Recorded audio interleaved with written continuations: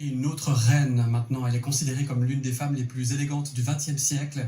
L'actrice américaine Audrey Hepburn continue de briller même 30 ans après sa mort, on le rappelle, dans le village vaudois de Tolochna. Un roman graphique retrace sa vie et fait l'objet d'une exposition à Morges. On la découvre avec Lisa Rerich et Gilles de Disbar.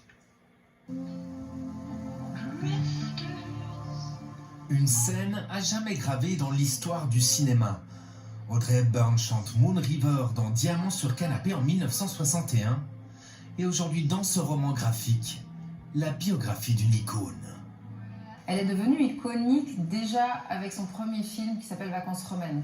À la sortie du film, les japonaises se sont toutes précipitées chez un coiffeur pour se couper les cheveux comme Princesse Anne qu'elle incarne dans Vacances romaines. Ce sont ces anecdotes, les coulisses hollywoodiennes des années 50 et 60 que racontent Christopher au dessin et Eileen au scénario dans leur BD, mais aussi les traumas de la star comme la peur et la famine qu'elle a vécue adolescente sous l'occupation allemande aux Pays-Bas. Elle n'a jamais, je pense, oublié d'où elle venait, ce qu'elle a traversé, les drames qu'elle a croisés et vus.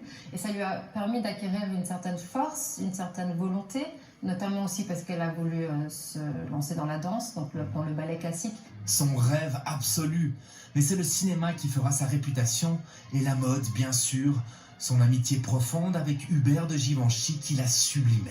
Elle est arrivée avec une élégance dite européenne, que Billy Wilder, par exemple, un des premiers grands réalisateurs à la faire jouer, a tout de suite salué en disant quelle joie, quel bonheur de travailler avec une actrice qui ne mastique pas son chewing-gum entre deux prises. Cette humilité faisait d'elle une star à part. Salvatore Gervasi la connaît sur le bout des doigts. L'occasion était donc trop belle pour faire du roman graphique sa 9e exposition sur Audrey Hepburn dans son musée à Morges.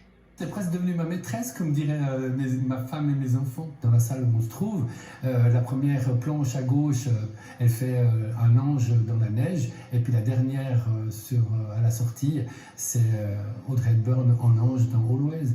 Et si l'exposition se termine le 3 septembre, Audrey Hepburn, comme tous les anges, reste éternelle.